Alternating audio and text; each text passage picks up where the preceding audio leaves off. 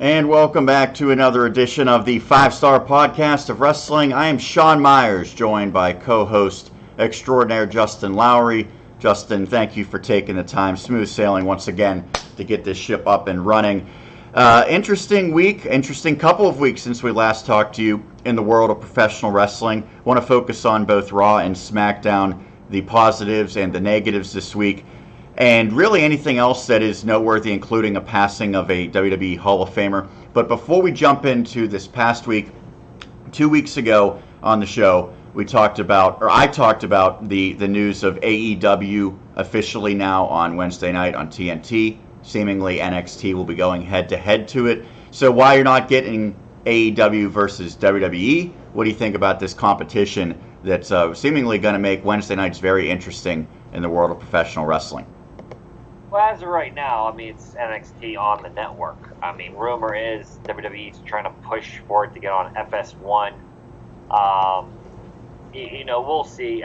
It's clearly WWE trying to create some type of ratings war than it is AEW. They're trying everything they do to try to kill AEW before it even gets off the ground. I guess that's smart on Vince's part because he doesn't want the competition.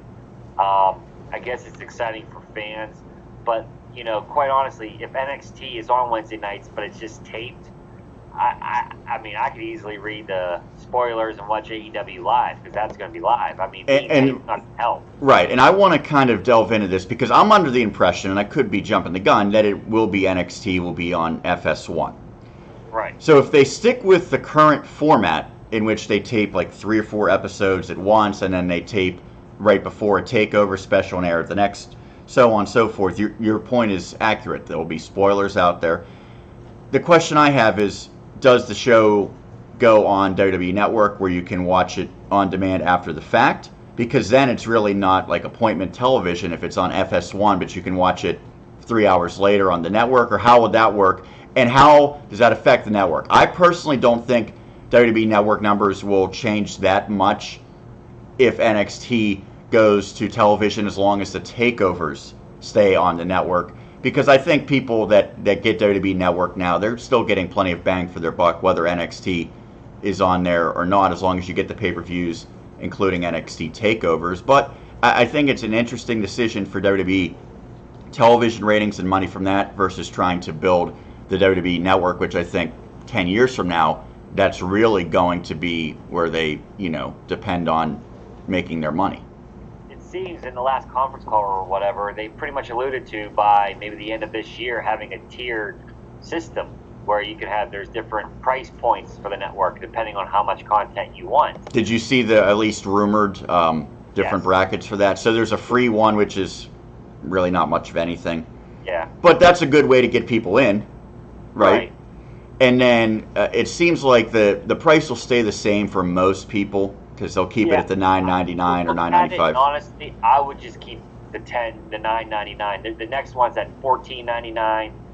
And what was added, I really could care less. It's like the Evolve shows and things like that, right? Yeah.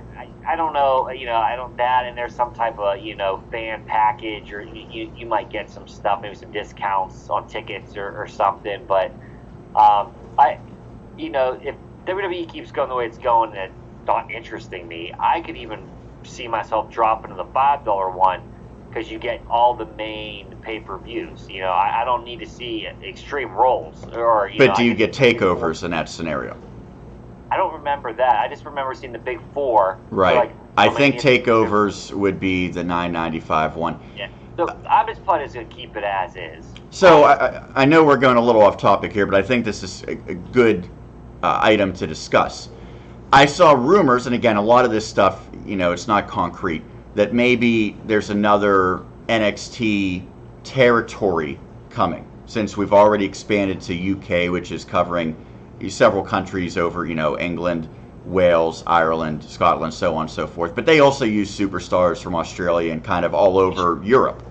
Northern Ireland. If you say Ireland, an Irish guy would kick your ass for including it. Northern Ireland. This is correct. Or European viewers. Okay. Which we actually do have some.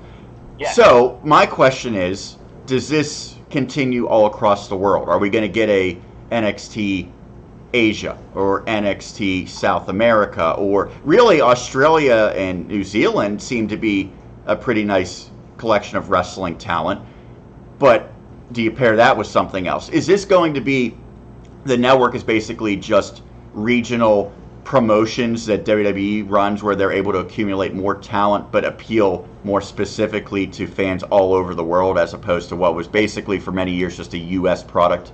I don't know. Is there such thing as overexpansion? I mean, there is. Yeah, no, I think we've seen that in other pro sports. Right. Like, how big is NXT UK? Like, I would think for us not big, but I would think for people over there, it is significant. You know, but you wonder, did it really help the network that much, what they're putting into it? Like, look, I'm not going to watch all these different NXTs. I'm just not. It's clearly a grab, a money grab, a talent grab, to be a monopoly, to own everything in the wrestling business, which is not good for the wrestling business. We've heard so many times about like a Jinder Mahal, though, and why he was champion. Well, they wanted to get people in India interested.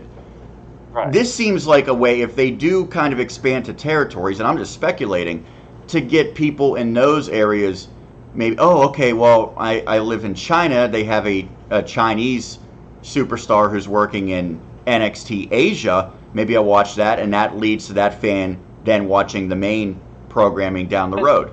Right. The problem with that is, I mean, they would have to sign contracts, like the time difference. That's why, I mean, you're not going to watch Raw live or a pay-per-view live. I mean, you have to watch it on delay. You know, like, maybe once a year you'll get a live show there, you know, but it's not going to be anything significant. Right. I don't know. I mean, I don't know. It's hard to say. Right now, I think they need to focus on getting their product straight here in the U.S. before they really want to venture out. I mean, well, it's funny you say that, because I think most people would agree that NXT, and those who do watch NXT UK, it seems like they have a pretty strong collection over there, especially with their women. A lot of people think that the NXT UK women's division is as good as anything right now. But it brings me back to a show that I've repeatedly talked to you about, Justin. It's 205 Live. That show, speculation is, might not make it through the end of the year. And there was rumors that maybe Daniel Bryan would go there. That instantly changes the entire reputation if someone like that goes there, or Finn Balor, whomever. But the reality to me is that's a great show in terms of what they deliver in the ring and their storylines, but there's no interest in it. So it's very difficult, I think, right now with WWE to generate interest no matter how good something is if it doesn't have the buzz. And I don't know how they get that back, because to me, wrestling fans, what they've been dying for, an alternative to WWE, they have right there in a 205 Live, and the show just does terrible numbers. It does. It really does. I mean, you got to wonder how many of those people.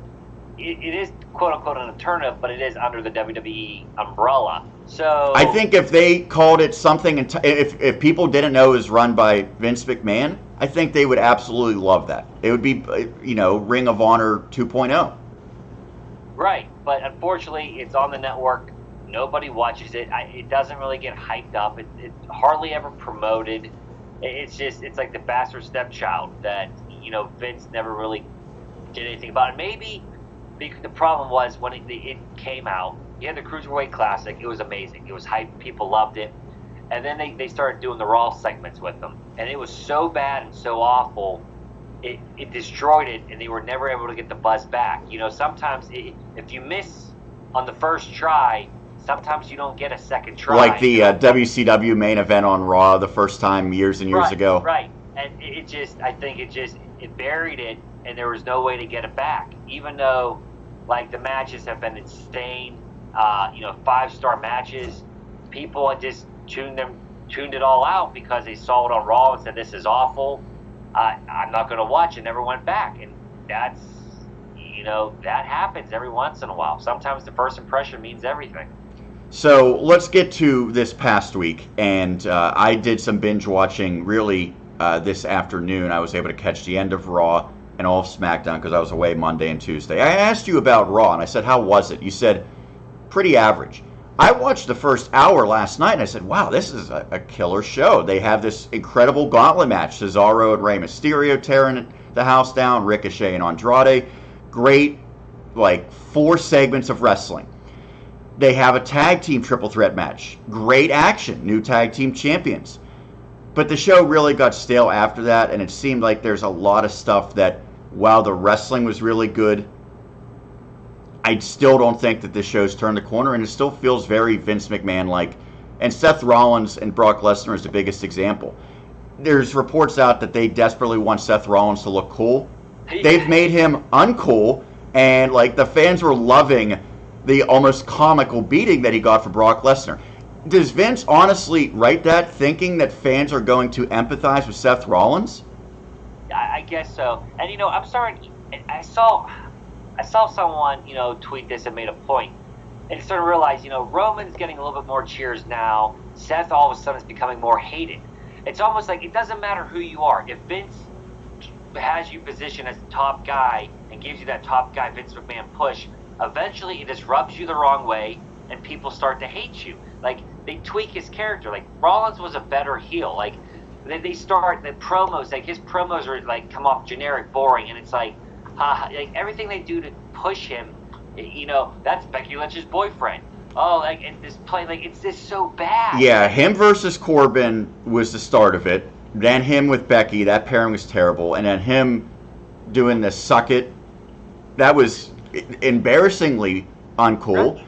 And then they have him. Did they not learn from when Braun Strowman just beat up Roman Reigns and flipped over an ambulance and everything, the reaction to that? Because this was the exact same version a couple years later, and the fans were behind Brock Lesnar by the end of it. Yeah, and then not to mention Seth's own doings on Twitter himself that didn't really endear him to many of the hardcore fan base. What do you think prompted that? I honestly don't know. It seemed like he was legitimately butthurt, like a little kid that people were ripping on his company, and I mean rightfully so. I mean, first off, why engage wrestling fans? On Twitter is full of negativity. Most people on Twitter are going to tweet bad stuff. But in this case, the product has been stale for quite some time. And I saw a graphic as champions.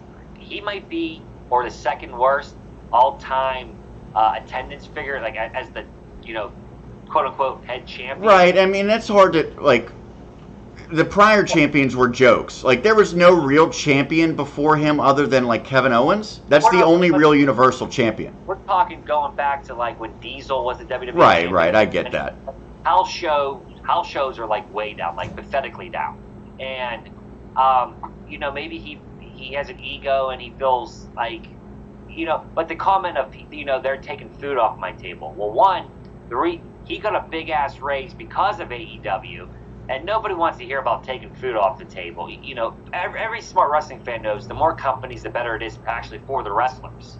And, they should know that too. I don't know why. Maybe he feels hurt or betrayed by a friend leaving and going to the competition. Well, it seems like he is upset about Ambrose. He's been upset about Will Ospreay. It's really weird, but it's going to blow up in his face, and I just hope that they make the change before it's too late, because it'll be the exact same as what happened to Roman. Right, and I'm not trying to really diss Seth here, but he's not the wrestler he was 2 or 3 years ago, especially since that last knee injury. At least in my opinion. I'm not saying he's bad. I'm not saying he's horrible. See, here's where I sort of see both sides of it. He was the best guy in the company before his injury. He came back, and I thought for almost a year he struggled. Then I thought, if you remember back to prior to WrestleMania last year, he was the hour-long gauntlet thing. Yes. That got him going. He carried it over, I think, into Elimination Chamber, had that match that you thought was maybe the match of the year at WrestleMania, had a great run as the champion. I think it was, the IC champion. Yeah. To me, basically from WrestleMania on, is where things went away. And he had a really good match with AJ, but the match against Brock, that was a lame match. And when Seth Rollins is your in-ring workhorse, you need better than that. And then he goes against Corbin a couple times. So I think he still has it, but he hasn't been able to show it, and to me, that's why fans like him. It's not because he's a character or he's good on the mic. It's because he's great in the ring. That's been missing. Fans don't care as much. Yeah, that, you know what? Honestly, that's a good point, and that's the writing team. Like, same thing goes with Becky. Becky was reach her peak, hotness at WrestleMania, and since then it's been a steady downhill decline because it's not the proper feuds. The heat's not there. They're not working with the right people, and she's sort of like a heel, but like not like a cool heel, right? She's kind of just like a jerk. Right? Like, doesn't she come off like an ass, like a jerk off? But like the stuff she does, she's supposed to be like what, the female version of Stone Cold or something. But like she comes off like horrible. Like, why would you want to be around that person? It is definitely weird. Her attack that they showed earlier in the day on Natalya on Raw, I was like, what is happening? Like, why are they doing this? That's a total heel move. And isn't she supposed to be positioned as the face, right? Isn't that what she is? Yeah. Yeah, I think right now they have dropped off a cliff in terms of their women's. And it's not like the women have suddenly gotten worse in the ring. But, man, it's bad. Bayley did almost like a heel-type turn on Ember Moon, and it's like Bayley is your baby face. I understand that they maybe are a little afraid of having face versus face. So they've turned Natalya heel. But if you really look at the storyline, Becky's sort of more of the heel than Natalya. And now I don't know if they're going with Bayley as the heel on SmackDown against Ember. But it seems like they are really struggling with the women, and it's like right back to before this whole revolution started, where okay, they have good workers, but they're not accomplishing anything. What was the last great women's match that you saw on WWE? I guess WrestleMania Triple Threat. That was still it left a lot to be desired. That was disappointing to me. Right, and here's the thing: the whole women's revolution and stuff. I think we could say this easily now. It was more of a PR stunt. I mean, Evolution was really cool. Are we getting that again this year? Nope. That was more of a PR stunt riding on the back of some, the Me Too movement and the women's movement. And capitalizing on Ronda Rousey. Right. And she left, and the women are basically right back to, not to where they were maybe 5-6 years ago, but relegated to 1 or 2 segments a show, and it's just for the title. There's no secondary women feuds. The women tag team title belts are a joke. Yep. I mean, an absolute joke. I don't want to hear about the women's revolution anymore from them personally, because it was a PR stunt and they've done nothing to back it up. And Becky had back-to-back matches on Raw against Alexa that sort of ended with like the fake injury, and then Nikki. And I'm sitting through these, and like the crowd was chanting for Becky, but it just felt flat, didn't it? Absolutely. Compared to where she was back in March and February, it lost everything. How about remember that segment with the cops? It was so absurd, but it was excellent with Ronda, right, Charlotte, Becky. And the boot that Charlotte no-sold. Right, but like it got the reaction, and the crowd was hot for it. It had people talking, and it's been like not even a steady decline. It's like it dropped off a cliff. Right. Like it's amazing. It's like when Ronda left, they just gave up. Like, okay, we're done. Well, it. One woman who is very prominent on Monday nights now, Justin, is Maria Kanellis. She is your 24/7 champion. I thought I had a picture of her. I don't, so I'm showing a picture of Anderson and Gallows instead. We'll try to get that picture. But anyway, she's pregnant. She's the champion now. Here's the thing. I don't like the 24/7 title, but it really has exceeded expectations in terms of producing some interesting stuff. But it sort of seems like this is like a dead end. Where do they go from here with her as the champion? Because it's clearly her and her husband and that storyline. But I think we're going to see something pretty goofy here, okay? She said something about her, gynecologist appointment next week. How about we get a video of her going to the gynecologist appointment? She's laying down on the table. She's about to get looked at. And R-Truth is dressed up as a doctor and has a mask on and ends up pinning her, real easily and becomes the champion again. Or Drake does that. I can see something, because that's very Attitude Era-esque And I think that's kind of where they're going with it. She's going to be in the doctor's office. You're clearly going to be able to tell it's R-Truth or and... So he's not going to hit her with a bedpan, though?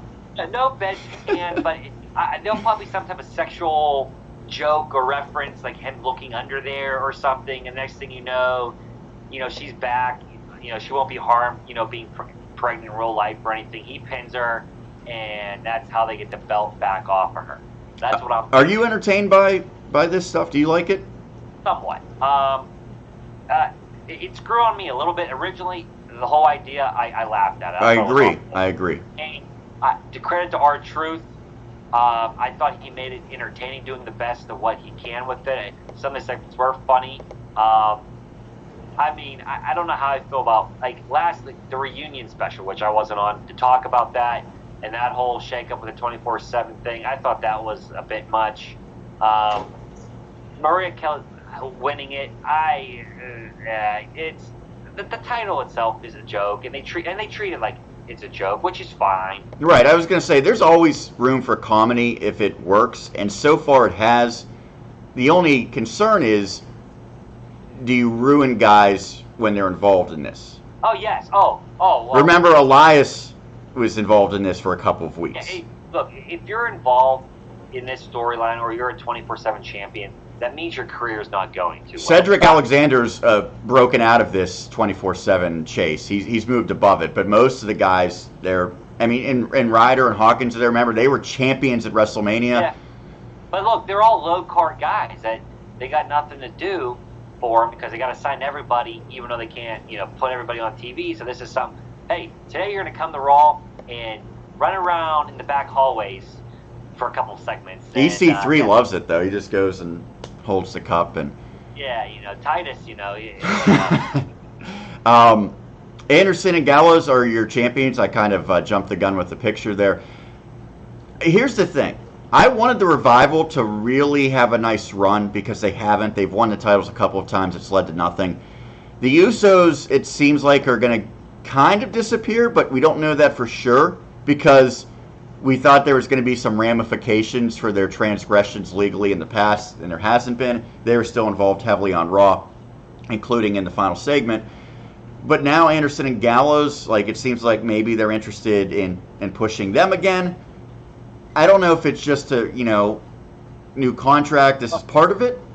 Okay. One thing, since I wasn't on last week, I think it's so ironic that after John Cena talks about their mugshots, the next night one of the Usos get pulled over for drinking and driving again. How do they not take him off TV?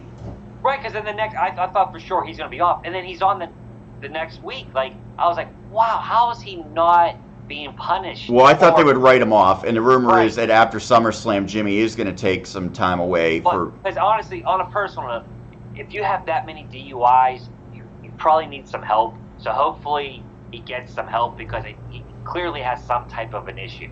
But back on the wrestling thing, I saw today, I don't know if you saw the Revival tweeted out and made a reference about maybe joining AEW.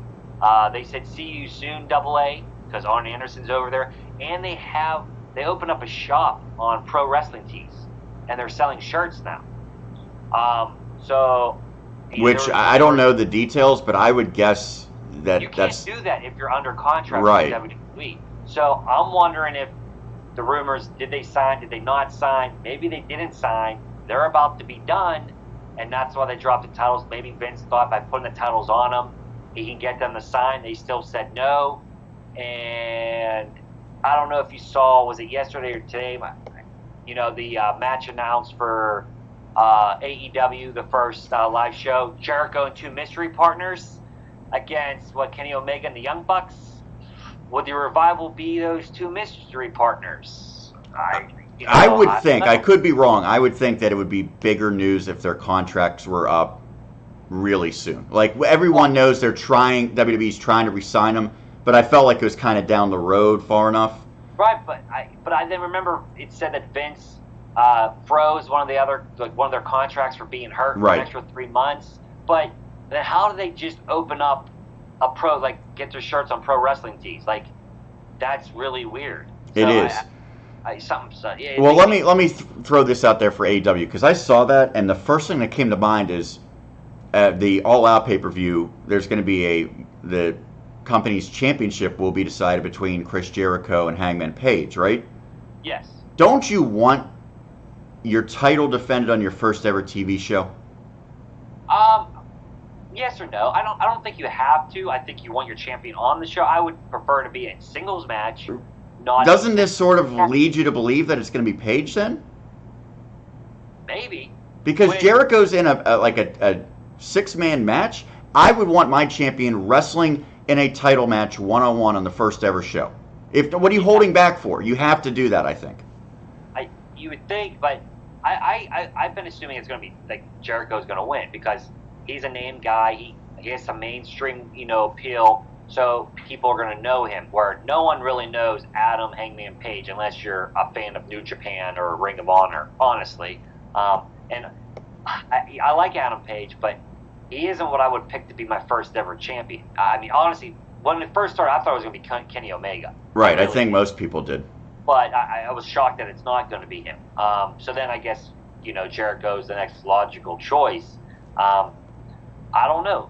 Because they have to have, it was announced that they're going to crown the women's champion on that show. They still got to figure out, the AEW tag team title situation.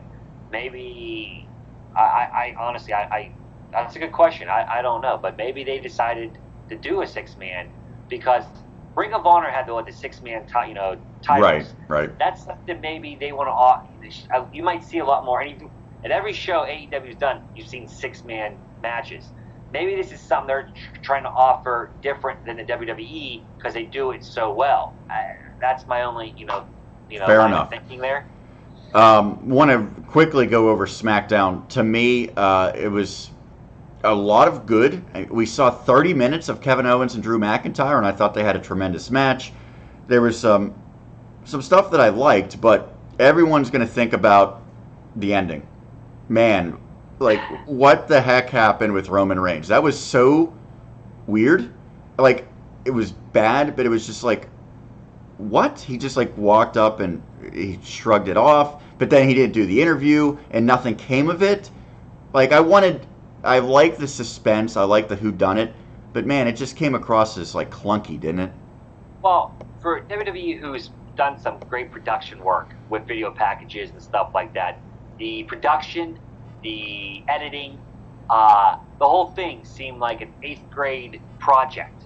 Like a junior high kid filmed this, for a video project. I laughed. And that was about the only thing I actually saw of SmackDown because I was not home.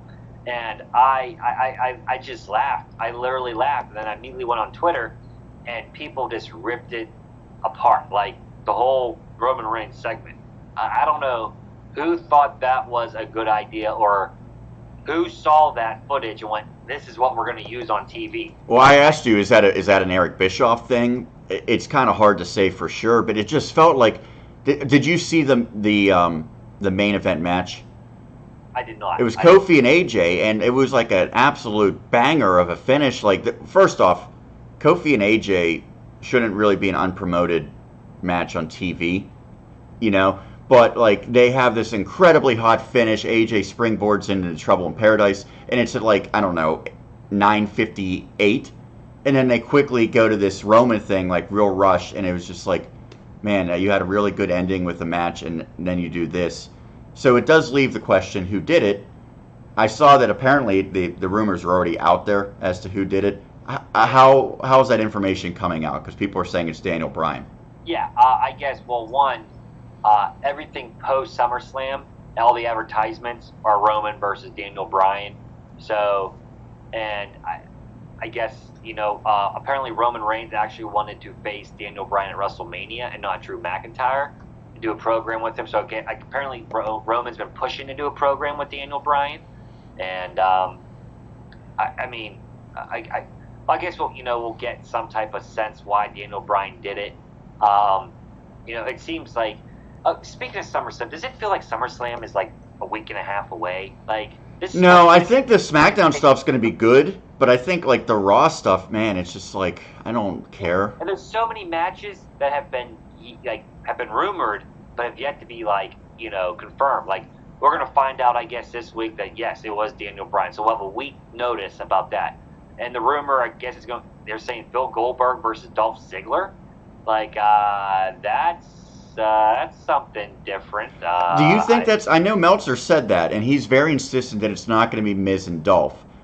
I could see it being Miz and Dolph, but then having Michaels and Goldberg like beat up Dolph. Could you see maybe that? To me, this makes no sense. I mean, me and you, I think, text each other back and forth about, geez, it really seemed like they were setting up Michaels versus Ziggler, the way, that whole segment went down. And which is just weird because Ziggler's not a big enough name to bring Michaels out of retirement, right? Well, apparently, you just need to have a big payday and get him out of retirement. We've seen that. But, yeah, it's just weird. It's just weird. Like, what's going to be the justification that Bill Goldberg shows up to fight Dolph Ziggler? Well, the justification is Ziggler's bashed him in promos, and he's made it pretty obvious. At first, it was kind of like, ooh, he's taking shots, but now it's like he's mentioning it every time. Right, it's obvious. But if you're going to have Goldberg, why is it a surprise? Don't you lose potential viewers by not promoting it heavily? Here's the thing. With the viewers being on the network, it doesn't matter because they're already there. You're not trying to sell a pay-per-view anymore. But you're trying to get people to make sure that they have the network to see that match. Right. People that maybe only care about late 90s wrestling. Right? Right, but they don't really promote anything anymore. Like, think about they promote the network, but a particular pay-per-view is not promoted the way it was 5, 6, 7, 8 years ago because they don't need the pay-per-view numbers. Right. They just care about their subscriber count. They probably don't even care if you watch the pay-per-view as long as you're paying your monthly fees. I mean, yeah, business model wise, that right. Does make sense. Yeah.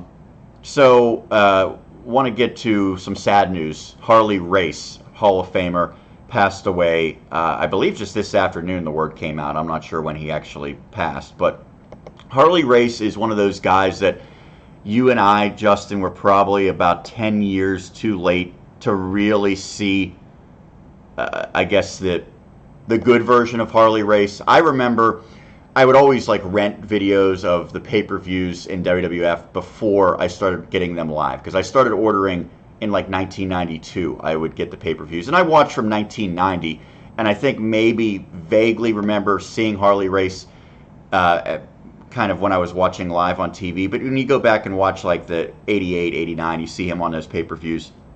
I remember as a kid really not thinking much of him because I didn't know the background of what he had done. I had only seen the, let's say, 45-year-old version of him that was the king, and it's why is this guy a king?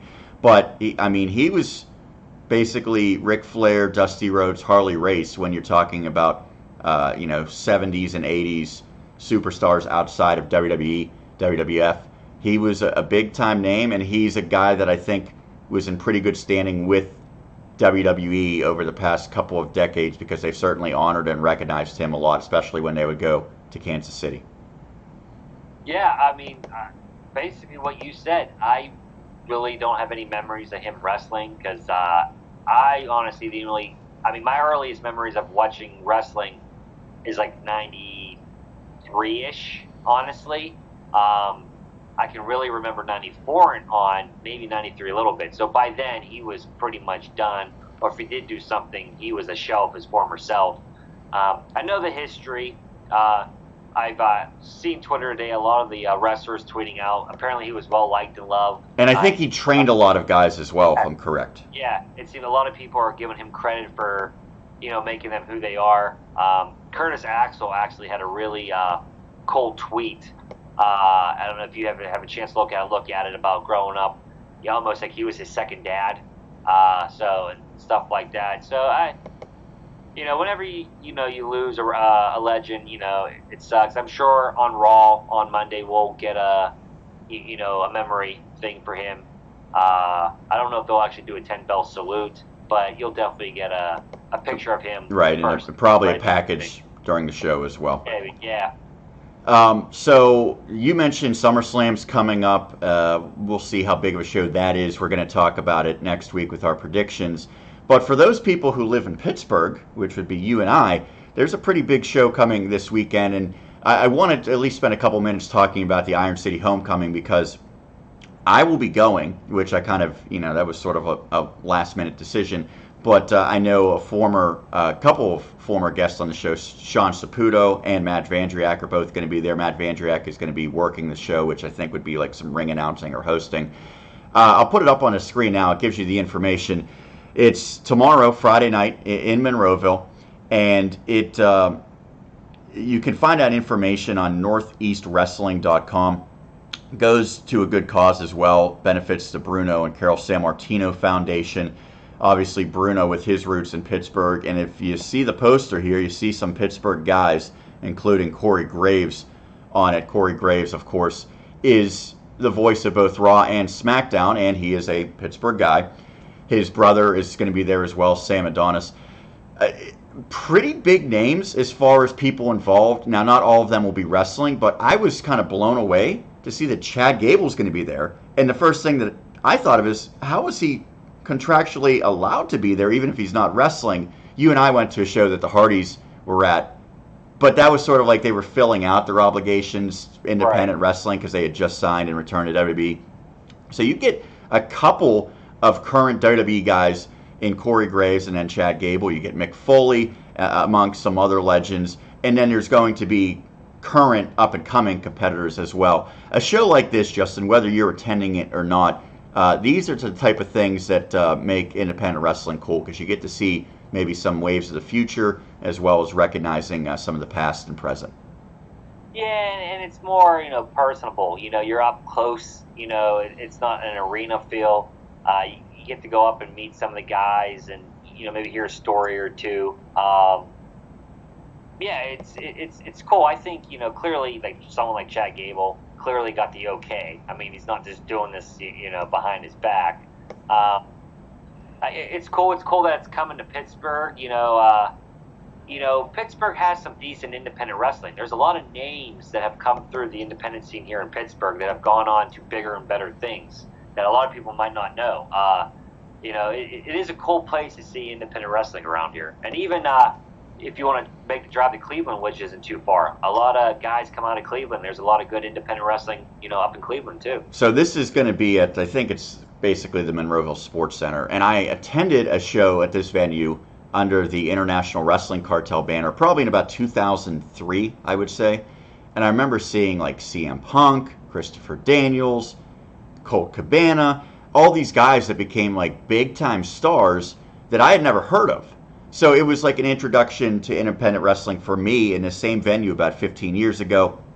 CM Punk obviously became the most popular, but you look at Christopher Daniels, he's been a top star for a long time. And I mentioned Colt Cabana, Chris Hero was there, Cassius Ohno. So many big-time guys that were up-and-comers. And to your point, not only Kurt Angle and Bruno Sammartino and Elias, guys who are from Pittsburgh, but guys who have worked in the Pittsburgh scene. And I know a couple guys that you like, including Darby Allin, are going to be competing. And Dylan Bostic will be going against Jerry Lawler. That's going to be, I don't even know what to expect, but I'm a huge Dylan Bostic fan.